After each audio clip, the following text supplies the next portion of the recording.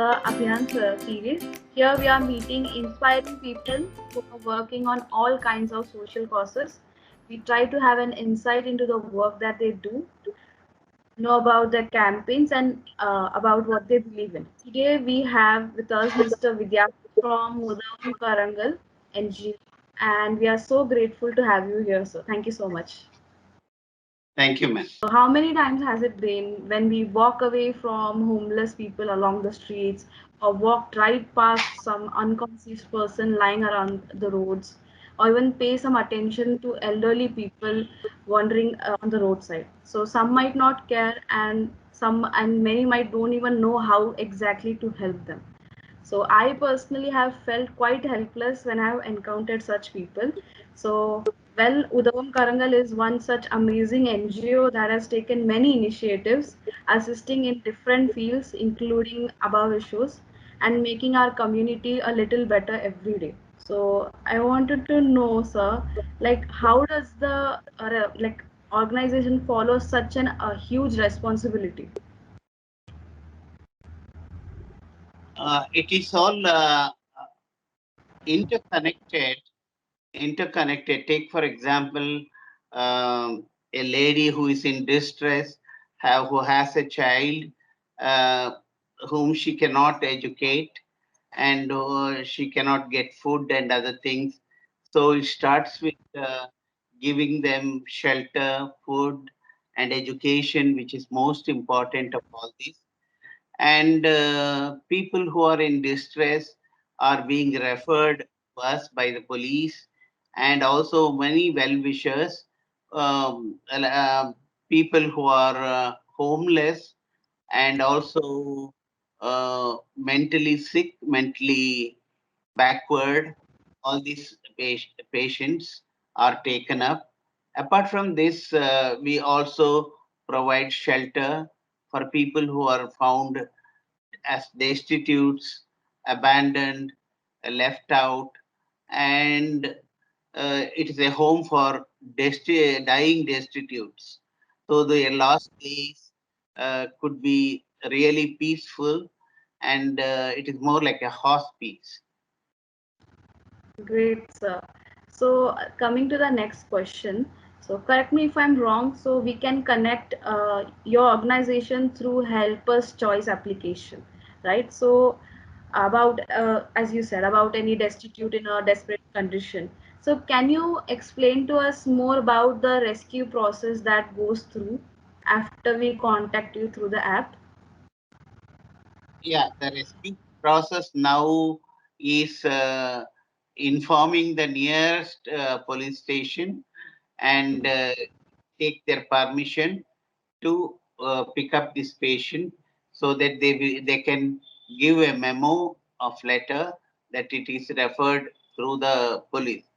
Um, because sometimes he would have been even a missing person, and if it is found here, it would be missing somewhere. So we organize this and take care of it. Just intimate the place and contact me. We will be able to guide for admission here. We will send our ambulance and our also our volunteers to pick up the person. And then the volunteer from your side can also accompany to the home, and we also take care of their health and hygiene, provide them with all kinds of treatment and care. And once that is over, we try to um, reunite them if we can get the family address.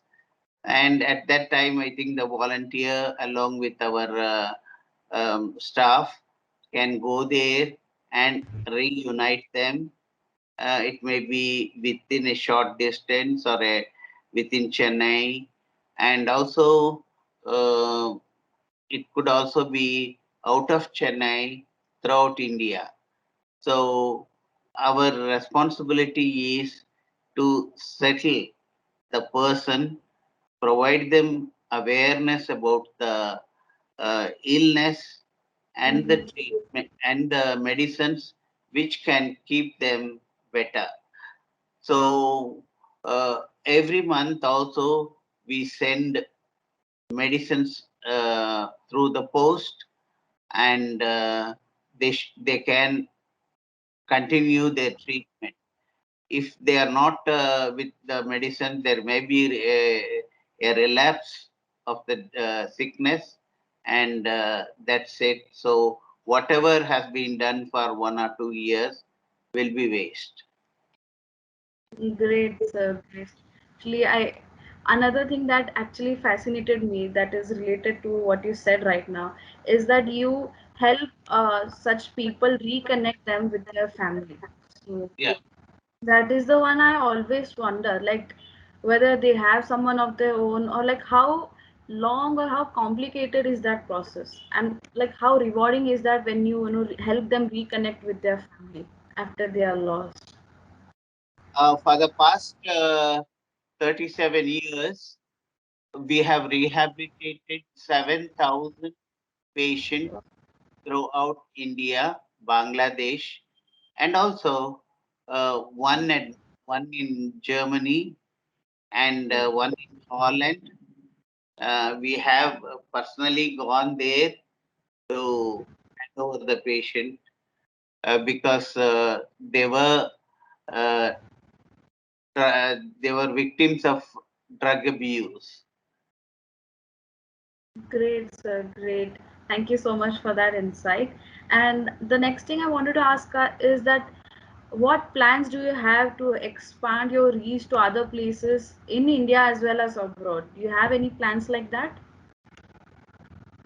Uh, Probably in India, uh, institutionalizing them and giving treatment is a secondary thing. Uh, Okay. na- Primarily, we believe in uh, identifying patients in villages and providing them community based rehabilitation, and that would be a fine answer, and also some kind of livelihood skills so that they are accepted. So we have covered 220 villages Great. and identified 800 psychiatric patients in Coimbatore and also uh, Kunur and all these places.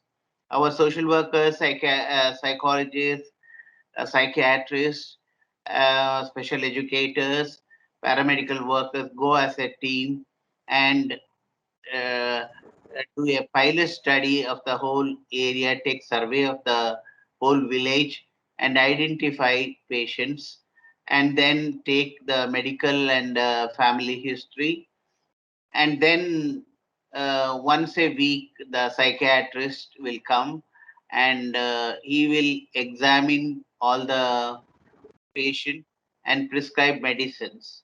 Though the medicine is given free every month, it costs 800 rupees for a patient.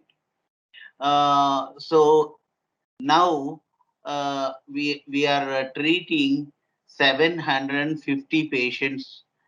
We are providing uh, all the medicines every month. So this has been going on for the past 10 years, and we wanted to uh, train these people in some kind of livelihood skills. Livelihood skills means they all live in um, coffee tea estates, and there is no transportation, and it's a far off place. They cannot come to our place, but in each village we try to bring awareness. And what we did was we provided them uh, two goats. Goats. Okay. Yeah, one male and one female. So all that the patient has to do is to uh, graze, rear it in their own house because it's a rural area, lot of grass and other trees, other plants, all that is there, and they have to take care. That's a very nice concept because they are not educated, they have not developed any skills, but they can take care of these goats. And in some of the houses now they have 10 goats. 10 goats. Like that, many have been benefited and they respect the patient and they involve him in with the dignity. And also now what we doing is if they have 10 goats, that is the agreement that we have. They can give back two goats to me because I have given them, gifted them two goats. They can return back two goats. There ends the matter. So with the new goats, I give it to someone else. So it goes like a chain. And also, uh, they are happy doing that. Yes, I think it's a very practical solution that you have found out, like for people who don't have education but still have some financial stability in their life. So I think that's a great solution, sir. So the next question I wanted to ask is that how do you balance your work and your personal life? Because seeing such traumatic situations can affect you mentally. So, like, do you have any advice for such social workers who wants to get into this field? Yeah, it is a real practical question. Uh, Basically, the determination and the passion Yeah, both should be there, and be uh, determined to care for such people. In my case, I have done uh, my studies in psychiatric social work and also counseling psychology. All that I have done, and throughout my life, I have been working with them. I personally don't have a family. I'm not married, and uh, I all that is it gives me happiness and joy and challenges to face. So all that we try to do, but sometimes um, working for years together and without taking holidays or anything, you get a kind of fatigue. It is called caregivers fatigue. So okay, you get worked out. So um, I I train my people to take off and just to relax themselves and have some kind of uh, skills and again continue back. But for me, I think it does not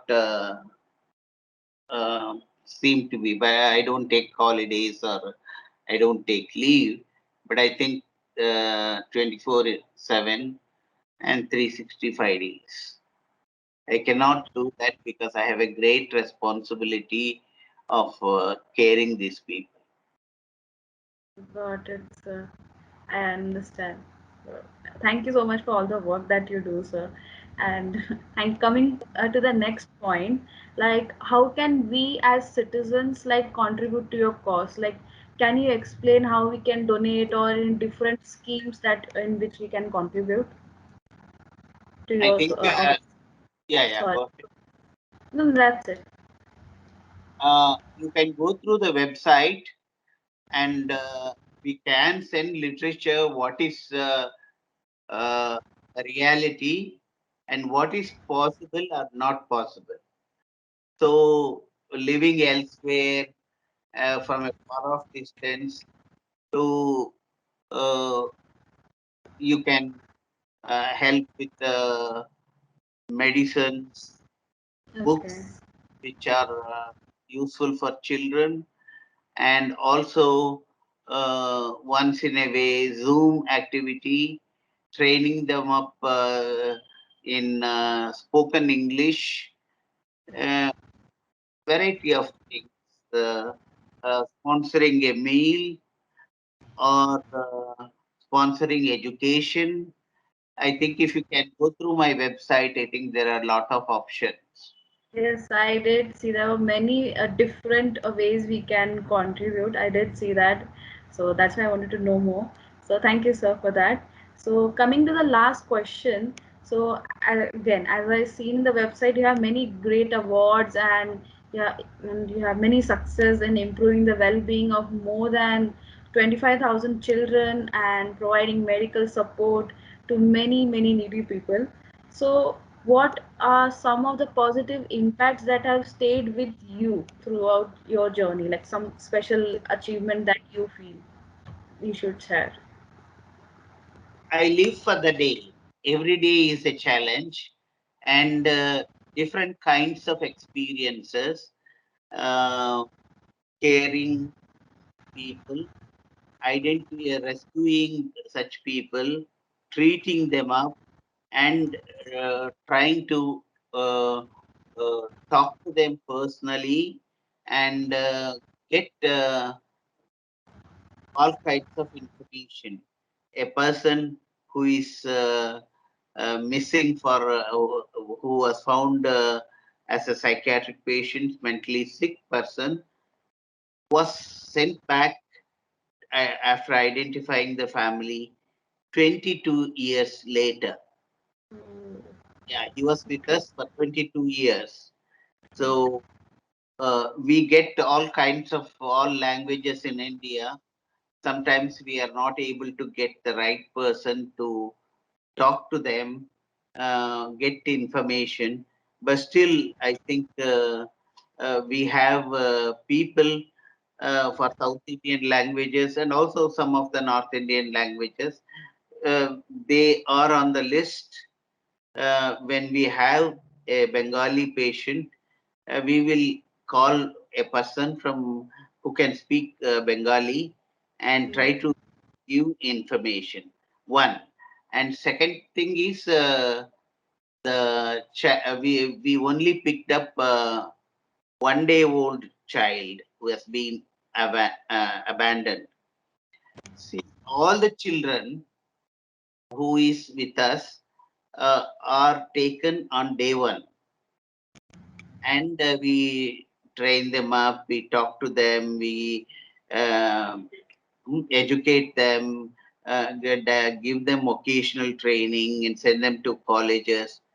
And the biggest thing is for girls, when they achieve 22 years or something, when they are 22, with lot of discussion, we try to find a suitable bridegroom and get them married and send them back to the society. It is got the it. it is the society which has rejected them, and it is the same society they should live. They should live peacefully, have children. Nearly 182 marriages have taken place for girls. Boys, of course, few boys, and they are like butterflies, and they don't like to get married at that time. They choose whatever it is, and they choose whatever life they want, and we try to get them employment. They can be independent also. Got it, sir. Great, sir. Thank you so much. So that's the interview, sir. It was really great to talk to you. So your work is very inspiring, and I'm absolutely sure it has inspired all of our audiences. I wish you all the best and may you achieve all of your goals, sir. Thank you so much. Thank you. Thank you, Manasa. Have a good day, sir. Thank you. You too. You too.